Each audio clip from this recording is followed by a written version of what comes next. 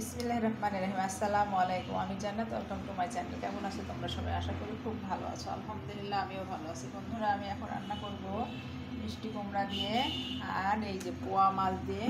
এই জন্য খুব সুন্দর করে মিষ্টি কুমড়োগুলো কেটে ধুয়ে পরিষ্কার করে নিয়েছি আর পোয়া মাছগুলো কুটে ধুয়ে পরিষ্কার করে নিয়েছি।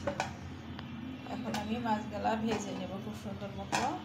তার জন্য এখন পরিমাণ মতো মাছের ভিতরে লবণ দিয়ে দিলাম আর পরিমাণ মতো হলুদ গুঁড়াটা দিয়ে দিলাম। আর আমি এখানে চুলাতে প্যানটা বসিয়ে দিয়েছি, এখানে তেলও দিয়েছি। এখন আমি মাছগুলো মাখিয়ে সুন্দর করে ফ্রাই করে নেব।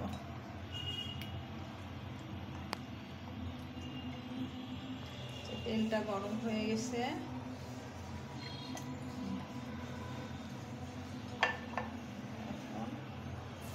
তেলটা গরম হয়ে গেছে। বিসমিল্লাহির রহমানির রহিম।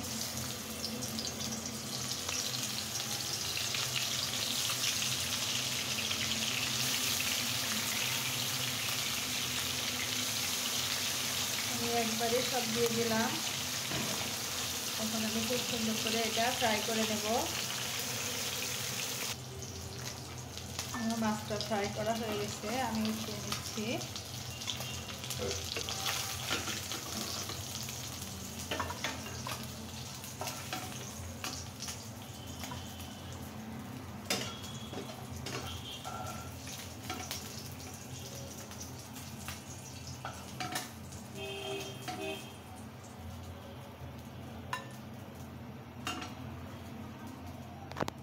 আমি একটু তেল দিয়ে দিচ্ছি।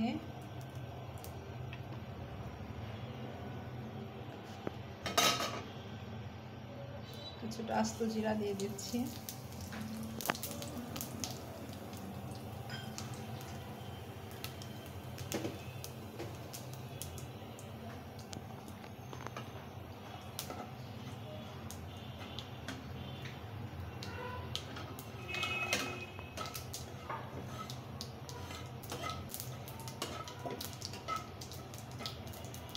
জিরাটা ফ্রাই করা হয়ে গেছে। এখন আমি শুকনো উপকরণগুলো দিয়ে দিচ্ছি। হলুদের গুঁড়া, লাল মরিচের গুঁড়া, ম্যাজিক মশলা গুঁড়া, জিরা গুঁড়া আর লবণ পরিমাণ মতো, সব কিছুই পরিমাণ মতো দিয়ে দিলাম। দিয়ে একটু পানিও দিয়ে দিচ্ছি, তা না হলে পুড়ে যেতে পারে। পুড়ে গেলে আবার মশলাটা কালো হয়ে যাবে। আমি এখন কিছুটা পেঁয়াজের পেস্ট দিয়ে দিলাম। এখন আমি এই মশলাটা খুব সুন্দর করে কষিয়ে নেব 2-3 মিনিট। আর মশলাটা কষানো হয়ে গেছে, দেখতে পাচ্ছ তেলটা ছেড়ে দিয়েছে। আমি এখন মিষ্টি কুমড়াটা দিয়ে দিচ্ছি। এই মিষ্টি কুমড়াটা এত সুন্দর, বন্ধুরা কি বলবো। আরেকদিনও রান্না করেছিলাম একই কুমড়া থেকে, খুবই টেস্টি আর অনেক মিষ্টি মিষ্টি কুমড়াটা। এই মিষ্টি কুমড়াটা দিয়ে কিন্তু একটা মিষ্টি বানানো যেতে পারতো, কিন্তু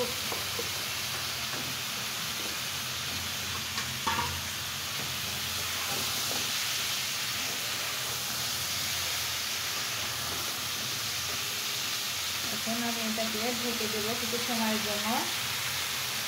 দেখি উঠায় দেখি এই জিনিসটা কী অবস্থা। এই যে বন্ধুরা দেখো কষানোটা হয়ে গেছে। এখন আমি ঝোলের জন্য পানি দিয়ে দিব। কতটা সুন্দর লাগছে মাশাআল্লাহ মিষ্টি কুমড়াটা দেখতে।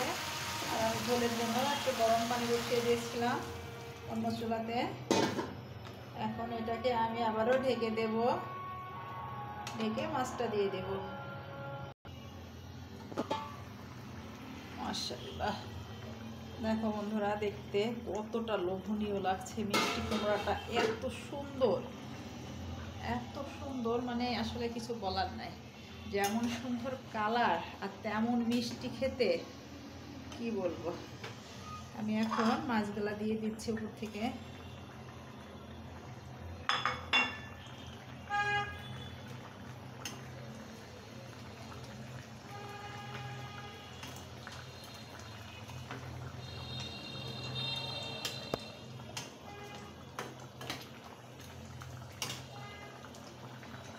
লবণটা চেক করে দেখি। বিসমিল্লাহ, এত মজা, এত মিষ্টি কুমড়াটা। তো লবণ দিয়ে দিচ্ছি, হালকা পরিমাণে লবণ লাগবে।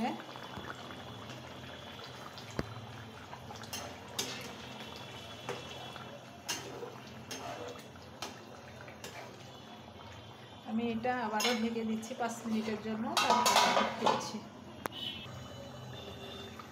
বন্ধুরা দেখতে পাচ্ছ আমার তরকারিটা রান্না হয়ে গেছে। আমি এখন ওপর থেকে কিছুটা ধনিয়া পাতা ছড়িয়ে দিচ্ছি এবং তোমাদের এখনই পরিবেশন করে দেখাচ্ছি।